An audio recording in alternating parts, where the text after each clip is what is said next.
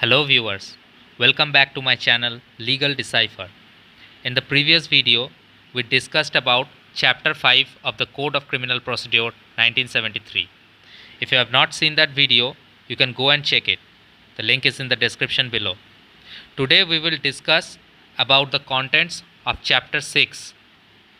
We will go through the chapter and try to understand how the criminal procedure is followed and how the criminal courts work. If you are new here, please like and subscribe to my channel to get video notifications. So let's get started.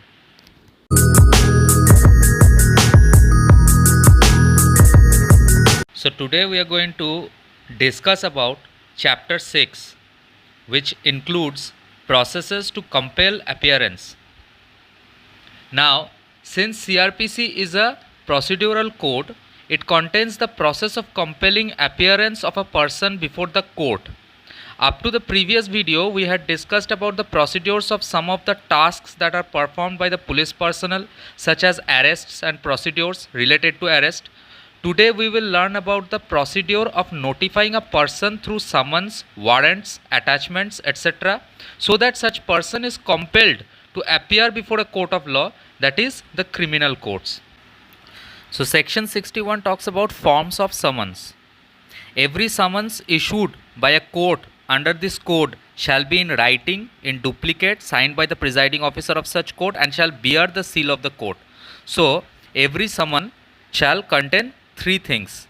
It shall be in writing, it shall be in duplicate, and it shall be signed by the presiding officer of the court with the seal of that court. Okay. Now section 62 says summons how served. So it is basically the procedure how the summon is served. Every summon shall be served by a police officer. So a police officer will serve the summon, or subject to such other rules as the state government may on this behalf make, by an officer of the court issuing it or other public servant. So a summon may be served by a police officer, by a officer of the court, or by a public servant. The summon shall, if practicable, be served personally on the person summoned by delivering or tendering to him one of the duplicates of the summon. So a summon may also be served personally upon the person to whom it is to be served, and it is to be done by delivering or tendering to him one of the duplicate copies of the summon. Every person on whom a summon is so served shall, if so required by the serving officer, sign a receipt therefore on the back of the other duplicate. So when a person is served a summon, then such person upon whom such summon is served may be asked to sign a receipt on the back of the other duplicate of that summon. Okay. Now section 63 talks about service of summons on corporate bodies and societies. Say for example, we are not serving a summon upon an individual. Say for example, it is a corporate body or a society. Then how will such service of summon be effected? It will be effected if it is served on the secretary or local manager or other principal officer of the corporation to whom it is sent. Or it may also be acknowledged if it is sent by letter through registered post addressed to the chief officer of the corporation. So it needs to be addressed to the chief officer of the corporation if it is sent through registered post by letter, and such service shall be deemed to have been effected when the letter would arrive in ordinary course of post. Okay. So here we can see that the explanation says that the corporation means an incorporated company or other body corporate and includes a society registered under the Societies Registration Act 1860. So all these come under the meaning corporation. Now a question would come to our mind that what will happen if the service of a summon is upon a certain person who is not found. So section 64 says that service when persons summoned cannot be found. So what happens when a person who cannot be found is to be served a summon? So where this kind of situation arises, the summon may be served by leaving one of the duplicates for him with some adult male member of his family residing with him. So say for example that person was living in a family and there is an adult male member there in his family who was residing with him. So that summon may be served upon that adult male member, and a sign or signature of that adult male member will be taken on the back of the other duplicate. Okay, so that will be a valid service of summon. Now explanation says that a servant is not a member of the family within the meaning of this section. So if it is served on a servant, then that will not come as a valid service under this section. So a servant is not a member. Now another question comes in our mind, that what will happen if exercising any of the methods of service as provided in section 62, 63 or 64, a summon cannot be served upon that person, then what will happen?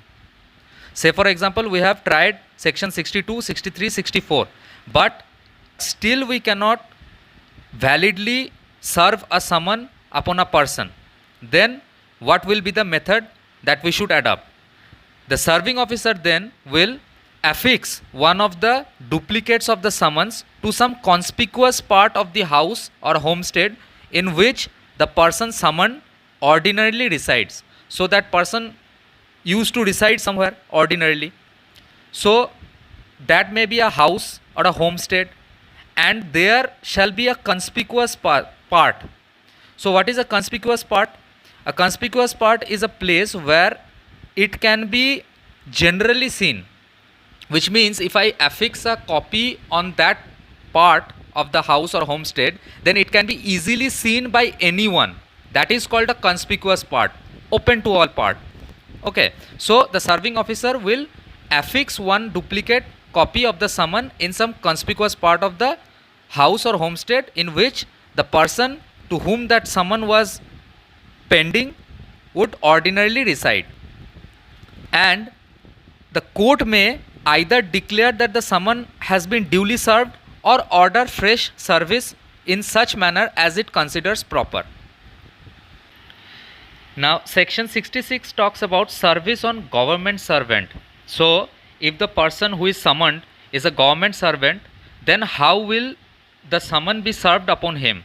Then it shall ordinarily be sent in duplicate to the head of the office in which such person is employed. So that person will not be directly served a summon, rather the head of the office in which such person is employed will get the summon, and such head of the office will then cause the summon to be served in the same manner as provided in section 62. We have read about how it is served under section 62. So that procedure will be followed by the head of that particular office, and the head of the office shall return it to the court under his signature with the endorsement required by that section, and such signature shall be the evidence that it was duly served. Okay, now section 67 talks about service of summons outside local limits.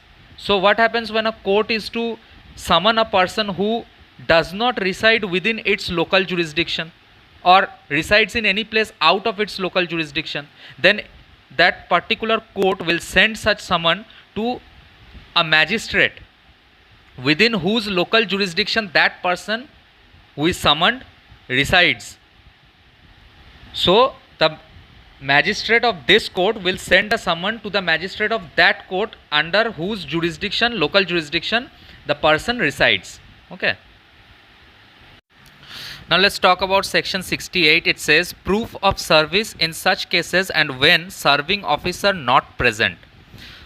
So what happens is that when a summon is issued by a court and it is served outside its local jurisdiction, and in any case where the officer who has served the summon is not present at the hearing of the case. So basically what happens is that the person who is serving the summon has to inform the court that he has served the summon to the person it was ought to be served. Now if such officer is not present at the hearing of the case to affirm that he had served the summon, he may submit an affidavit purporting to be made before a magistrate.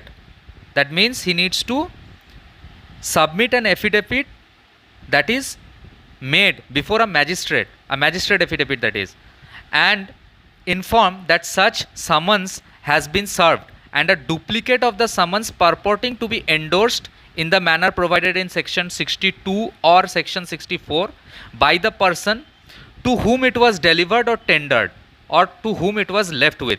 Okay, so a duplicate of the summon that was delivered to a person shall also be attached with that magistrate affidavit, and both of these together shall be admissible in evidence, and the statements made therein shall be deemed to be correct unless and until the contrary is proved. And the affidavit mentioned in this section may be attached to the duplicate of the summons and returned to the court. Now what does section 69 say? It says service of summons on witness by post. So notwithstanding anything contained in the preceding sections of this chapter, which means the previous sections will as well generally apply, but in addition to that, a court issuing a summon to a witness may, in addition to and simultaneously with the issue of such summon, direct a copy of the summons to be served by registered post addressed to the witness at the place where he ordinarily resides or carries on business or personally works for gain. So what happens is that the foregoing provisions will apply in general. Along with that, a simultaneous and additional copy of summon will be issued through registered post, where to the address of the witness to that place where he ordinarily resides or carries on business for or works for personal gain. Okay, so when an acknowledgement purporting to be signed by the witness or an endorsement purporting to be made by a postal employee that the witness refused to take delivery of the summon has been received, the court issuing the summon may declare that the summons has been duly served. So what happens is that if the acknowledgement that is purported to be signed by the witness upon whom such summon is to be served, or the postal employee who is serving the summon to the witness comes back with an endorsement that such summon was refused by the receiver, I mean to whom the summon was to be delivered, he refused to take that summon. If such endorsement comes back, then the court who issued that summon may declare that the summon was duly served. Now until the foregoing sections we were talking about summons, and now we will talk about warrant of arrest. So what is the basic difference between a summon and a warrant? A summon is a notification that the person to whom that summon was served has to appear before the court. The court is notifying him. And what is a warrant of arrest? That the court has issued a warrant against that person, and now the court officer or the postman will not deliver such notification or intimate him with such notification. Rather, the police officer will visit him and execute the warrant of arrest and arrest him so that he can be compelled with an appearance before the court. Now section 70 talks about form of warrant of arrest and duration. So every warrant of arrest issued by a court under this code shall be in writing. So it shall also be in writing like the summon, and signed by the presiding officer of such court. Okay, and shall bear the seal of the court. And every such warrant shall remain in force until it is cancelled by the court which issued it, or until it is executed. So the question is that for how long will this warrant be remaining in force? Either the warrant is cancelled by the court or it is executed by the police personnel. Until that, the warrant is remaining in force. Now section 71 talks about power to direct security to be taken. So what happens is that when a court issues a warrant of arrest for any person, then the court may also in its discretion direct an endorsement on the warrant that if such person executes a bond with sufficient sureties for his attendance before the court at a specified time and thereafter until otherwise directed by the court, the officer to whom the warrant is directed shall take such security and shall release the person from custody. So what is a warrant? A warrant is basically a direction upon the police personnel that such police personnel has to visit a certain person and take him into custody for necessitating his appearance before the court. Now, the court may also direct through an endorsement that will be written on the warrant that if such person upon whom such warrant is issued, if such person executes a bond with sufficient surety that he will appear before the court at a specified time and there is no need to take him to custody, so thereafter that person, that police personnel who was in charge of executing that warrant shall take such security and shall release such person from custody. Okay. Now the endorsement shall state three things: the number of sureties that the person has to put in the bond and the amount in which they and the person for whose arrest the warrant is issued are to be respectively bound. So the person shall be bound by a certain amount.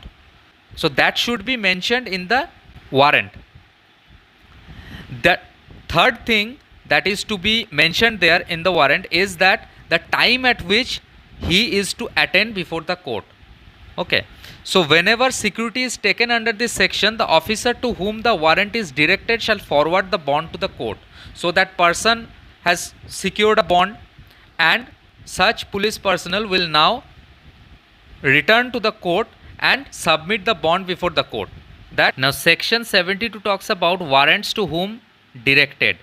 So a warrant of arrest shall ordinarily be directed to one or more police officers, but the court issuing such a warrant may, if its immediate execution is necessary and no police officer is immediately available, then the court may direct it to any other person or persons and such person or persons shall execute the same. So basically it is directed to a police officer.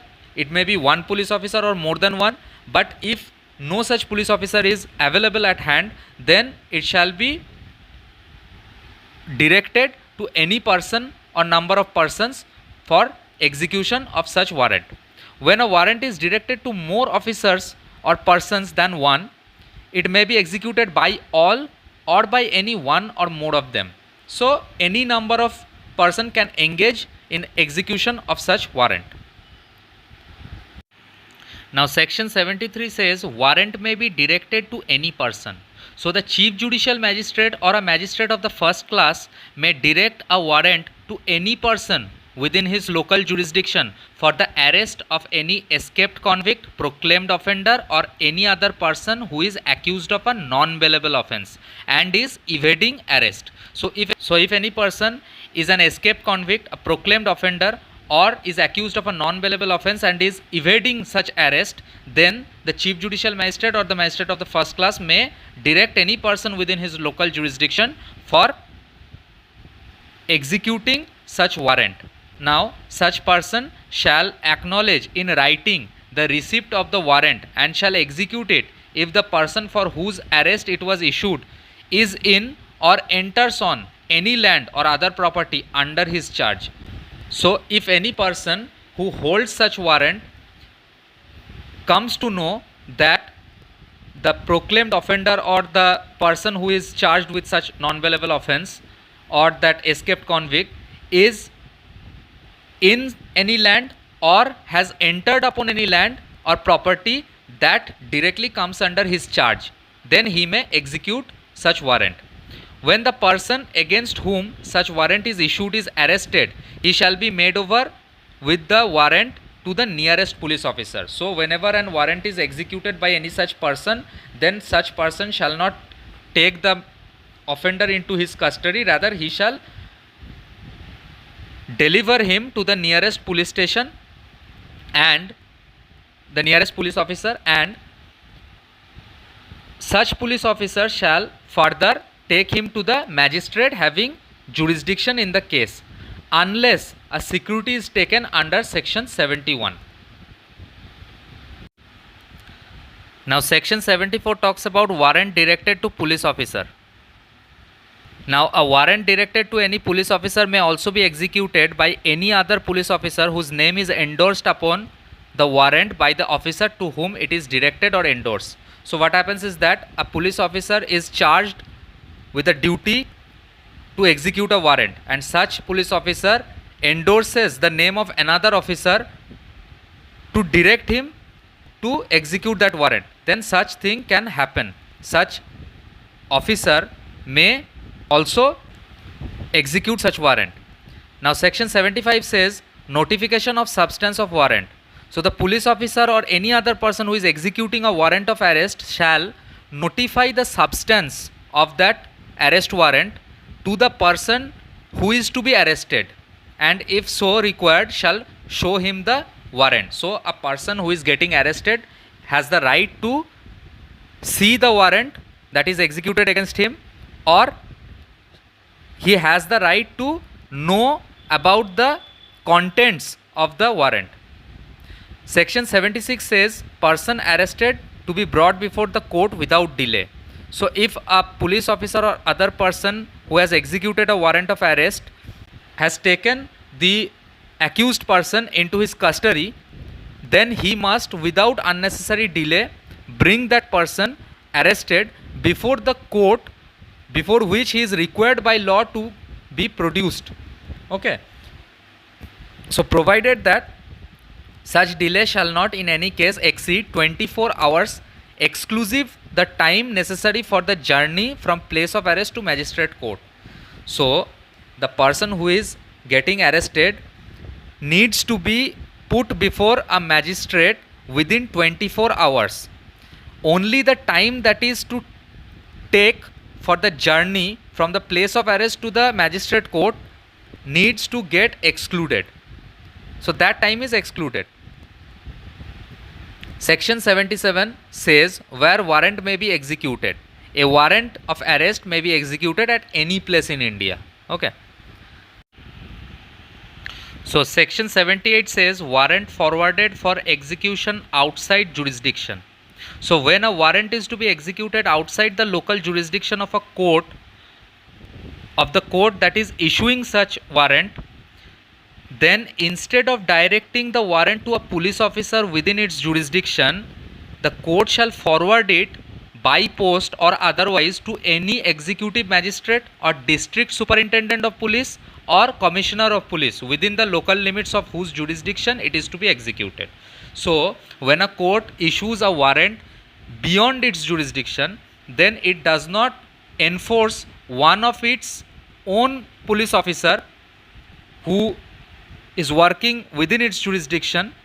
Rather, the court will forward such warrant by post or otherwise to any executive magistrate or the DSP, the district superintendent of police, or the commissioner of police within the local limits of whose jurisdiction such warrant is to be executed.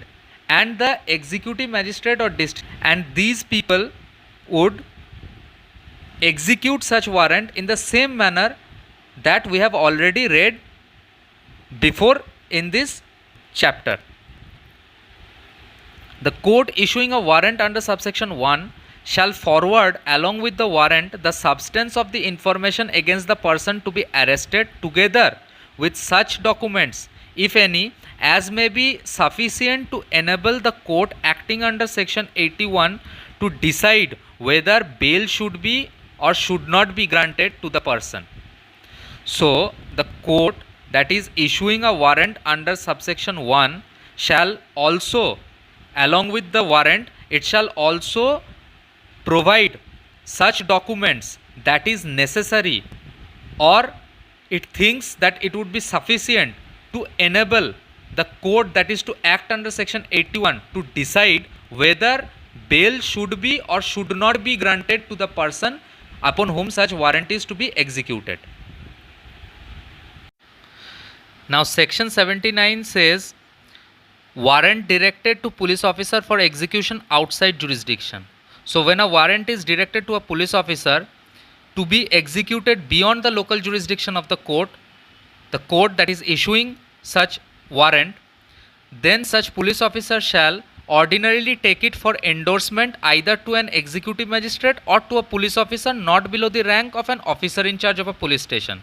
So such police officer then takes such warrant for endorsing it to the executive magistrate or to a officer in charge of a police station within the local limits of whose jurisdiction the warrant is to be executed. Such magistrate or police officer shall endorse his name thereon, and such endorsement shall be sufficient authority for that police officer to whom the warrant is directed to execute the same. So now he can execute that warrant. And the local police shall, if so required, assist such officer in executing such warrant. So wherever there is reason to believe that the delay occasioned by obtaining the endorsement of the magistrate or police officer will prevent the execution of such warrant. So it may be possible that the officer, in order to get the endorsement from the magistrate or the police officer, believes that such delay in obtaining that endorsement will prevent the execution of that warrant, then such police officer to whom it is directed may execute the same without such endorsement in any place beyond the local jurisdiction of the court which issued it. So if there is a case of delay, then such endorsement does not need to happen, and without such endorsement the police officer can execute the arrest warrant in a jurisdiction that is beyond the jurisdiction of the court which issued it. Now let's understand section 80. It says procedure on arrest of person against whom warrant issued. So we need to understand this section very carefully. It is written that when a warrant of arrest is executed outside the district in which it was issued. So say for example there is a warrant of arrest, and such arrest warrant is executed outside the district, okay, where it was issued. It was executed outside the district, and the court which issued the warrant is within 30 kilometers of the place of arrest. So either the court that issued the warrant is within 30 kilometers of the place of arrest or is nearer than the local executive magistrate, local district superintendent of police or commissioner of police. Okay, so either of these two events has happened. So the place of arrest is outside the district. That is the first condition. The second condition is that if still the court that issued the warrant is within 30 kilometers of the place of arrest or is nearer than the local executive magistrate or district superintendent of police or commissioner of police, then such person who is been arrested will be taken before the court that issued that warrant. Otherwise, if the magistrate or district superintendent or commissioner is nearby, or the court that issued the warrant is not within 30 kilometers of the place of arrest, then such person who is arrested will be taken to the nearby magistrate or district superintendent or commissioner. Now what does section 81 say? It says procedure by magistrate before whom such person arrested is brought. So the executive magistrate or district superintendent of police or commissioner of police shall, if the person arrested appears to be the person intended by the court. So if they found that the person who was intended to be arrested and the person who is arrested are same and identical, then they may direct his removal in custody to such court. So the court will take the custody of that person. Now, provided that if the offence is bailable and such person is ready and willing to give bail, and such person is also ready and willing to give the security required by such direction, then The magistrate, the district superintendent or commissioner shall take such bail or security as the case may be and forward the bond to the court which issued the warrant. Now, provided further that if the offence is a non-bailable one, then it shall only be lawful by the chief judicial magistrate under the provisions of section 437 or the sessions judge to release such person on bail. So whether to release that person on bail or not is to be decided by the chief judicial magistrate under the provisions of section 437 or by the sessions judge only.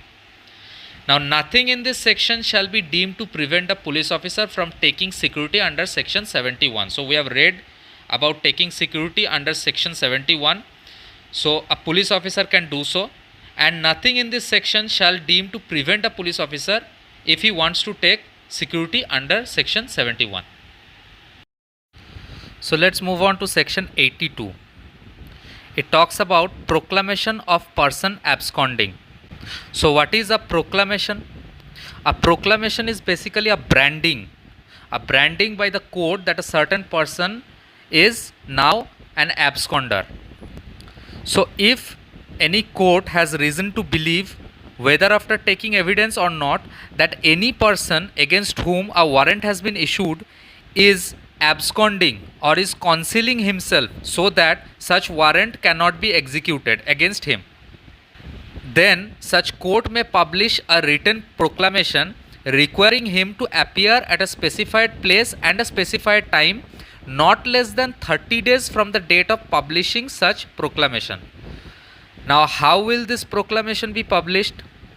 It is written in subsection 2. It says, it shall be publicly read in some conspicuous place of the town or village in which such person ordinarily resides. So the court already has some kind of information that that person resides in certain town or village. So the court will direct that the proclamation shall be publicly read over in some conspicuous place of the town or village and open to all place of the town or village, and it shall be affixed to some conspicuous part of the house or homestead in which such person ordinarily resides, or to some conspicuous place of such town or village. Or also a copy of the proclamation will be affixed in a conspicuous part of the house or homestead where such person ordinarily resides, or it may also be placed or affixed in a conspicuous part of the town or village where he is believed to reside. Also, a copy thereof shall be affixed to some conspicuous part of the courthouse. Which courthouse? The courthouse premises from where the proclamation is issued. And the court may also, if it thinks fit, direct a copy of the proclamation to be published in a daily newspaper circulating in the place in which such person ordinarily resides. So it shall also be given into the newspaper, daily newspaper. So by reading this section, we understand that the court will take each and every possible step to inform such person that a warrant has been pending against you, that you are absconding, and that you need to appear before the court. Now, if after taking this much measures, the person is still not receiving such proclamation or is still absconding or hiding, then he shall be proclaimed an offender. A statement in writing by the court issuing the proclamation to the effect that the proclamation was duly published on a specified day shall be conclusive evidence that the requirements of the sections have been complied with and that the proclamation was published on such day. So after publishing the proclamation in the aforesaid manner, the court will also give a statement in writing that it has issued such proclamation, and such statement in writing will be conclusive evidence that the requirements of this section has been complied with.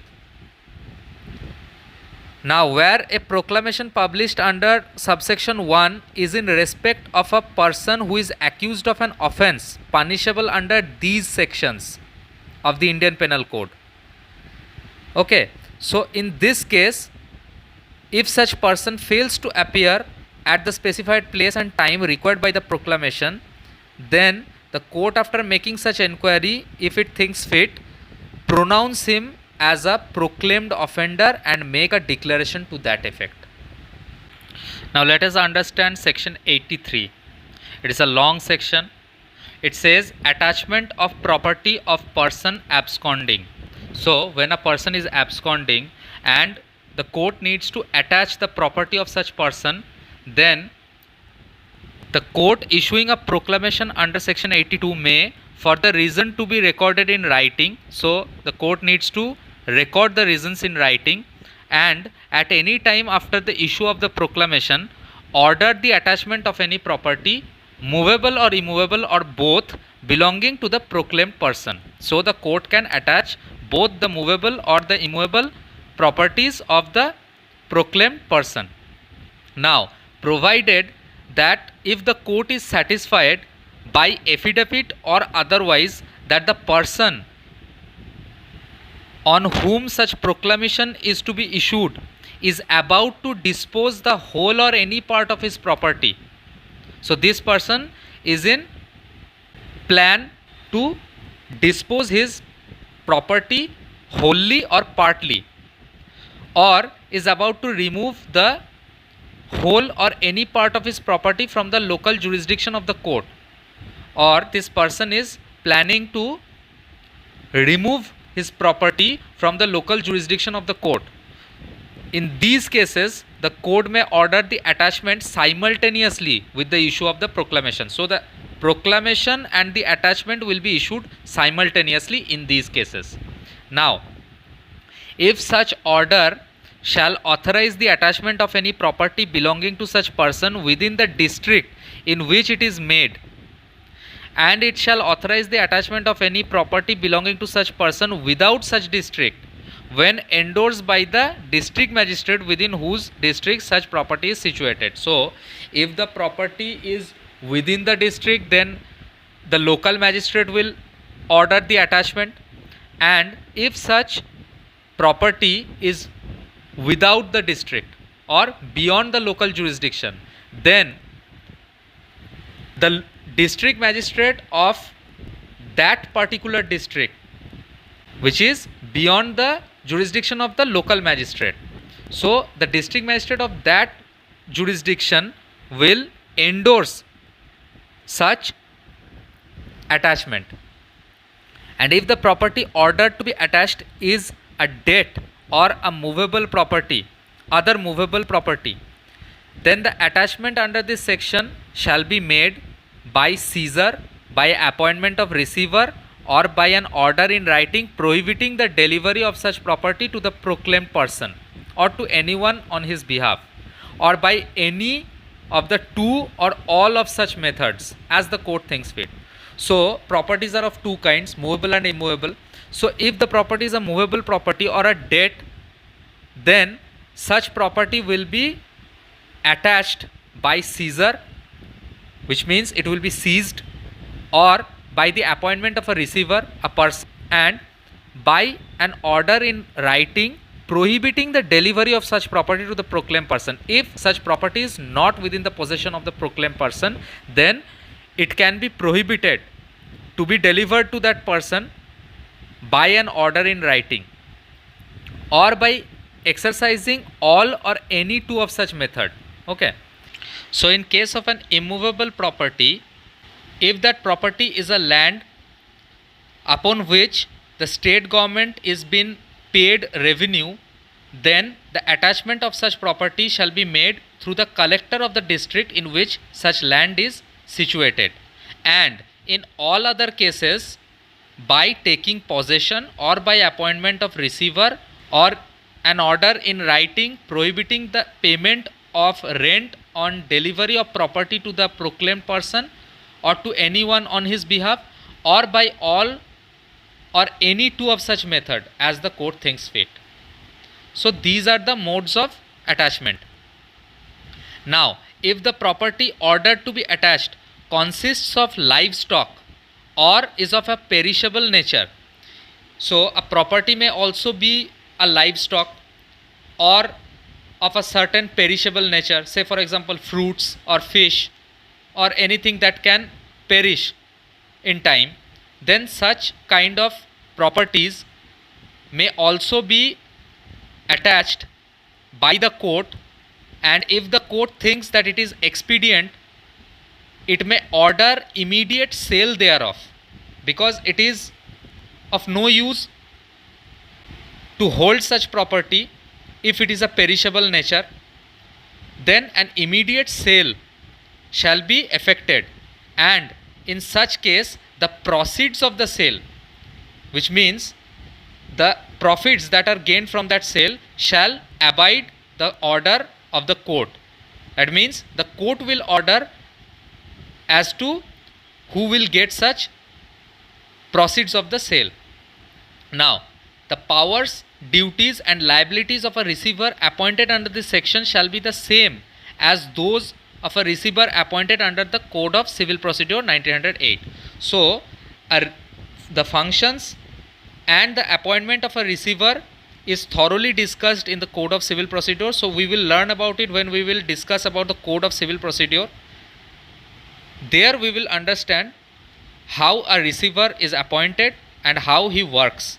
So the powers of the receiver appointed in this section shall have the same powers that are discussed in the Code of Civil Procedure.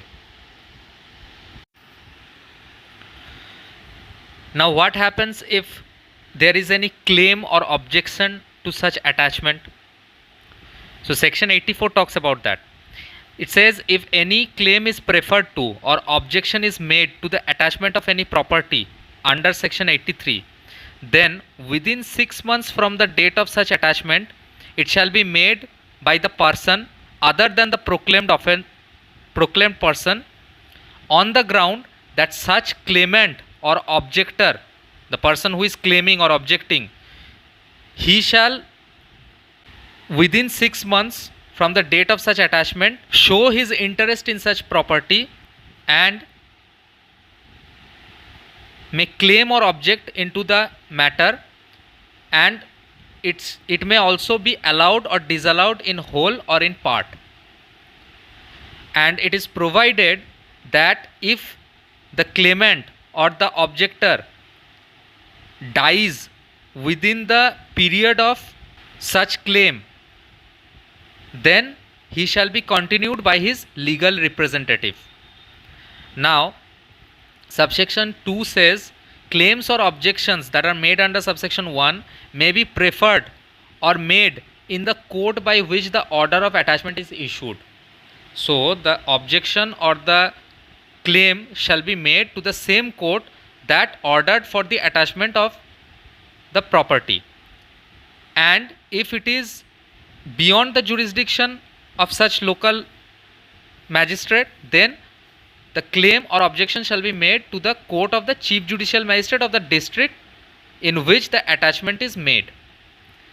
Now, every such claim or objection shall be inquired into by the same court to which such claim or objection is preferred or made, provided that where it is preferred before the court of a chief judicial magistrate, he may take the matter into his own consideration, or he may pass it over to any magistrate subordinate to him for the disposal of such claim or objection.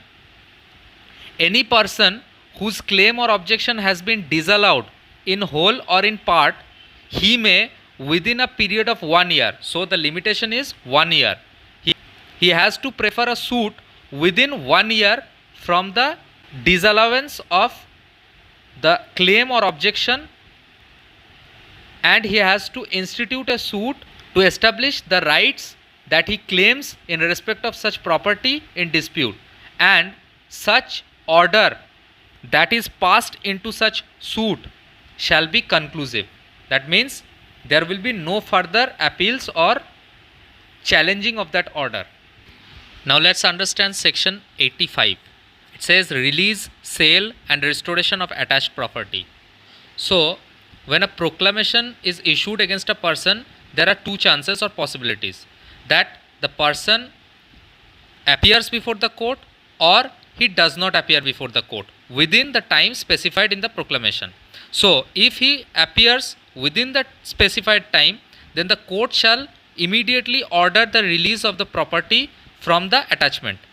But if the proclaimed person does not appear within the specified time, then the property under attachment shall be at the disposal of the state government, but it shall not be sold until the expiration of 6 months from the date of such attachment.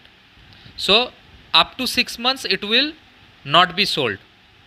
Okay, and until any claim preferred or objection made under section 84, we have read about it, that any person can claim or object against the attachment of certain property. Okay, so unless that is disposed of, the property will not be sold.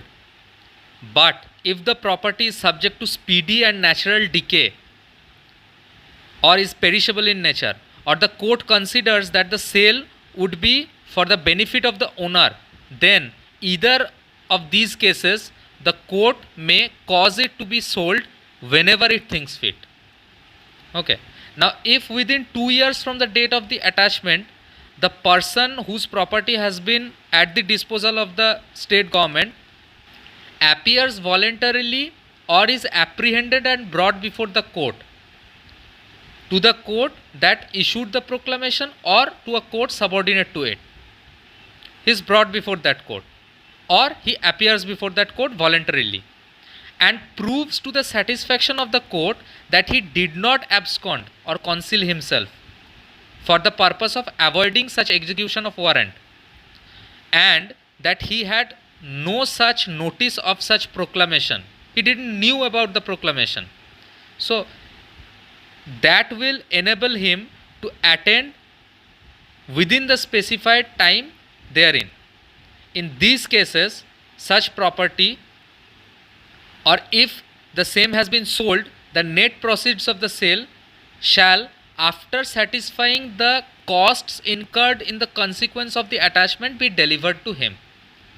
So if he turns up and is successful in showing the court that he did not abscond or conceal himself, or that he had no knowledge about such proclamation, that would require him to attend within the specified time, then if the court is satisfied with such statement, then it will deliver the property to him, or if the property is sold, it will forward the net proceeds of the sale after satisfying the cost that was incurred in the consequence of the attachment. Now section 86 says appeal from order rejecting application for restoration of attached property. Say for example, any person referred to in subsection 3 of section 85 is aggrieved by any refusal to deliver property or the proceeds of the sale, that he thinks that he was entitled to get such but he didn't get it. He may appeal to the court, to which appeals will ordinarily lie from the sentences of the first mentioned court.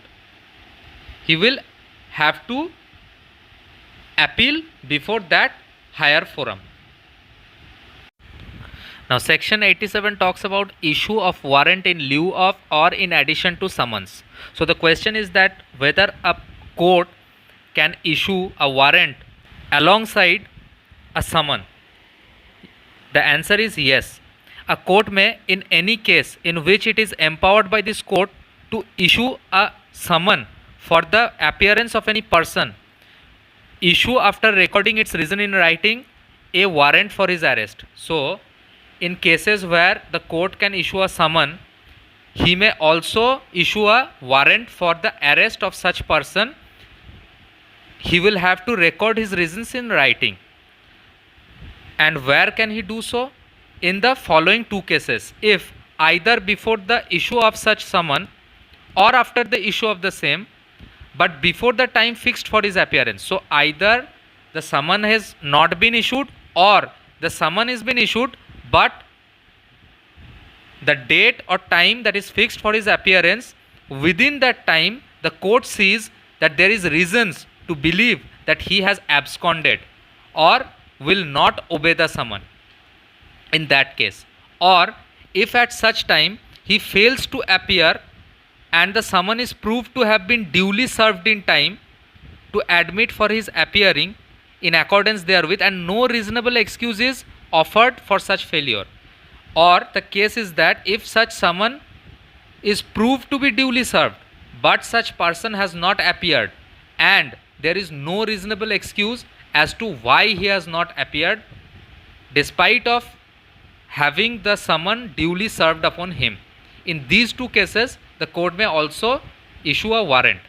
Now section 88 says power to take bond for appearance. So when a person for whose appearance or arrest the officer presiding in any court is empowered to issue a summon or warrant, so whether a magistrate or a presiding officer of a court is empowered to issue a summon or warrant upon any person, and if such officer, presiding officer, is present in such court, such presiding officer may require such person to execute a bond with or without sureties for his appearance in that particular court or any other court which the presiding officer may send him for trial or transfer him for trial.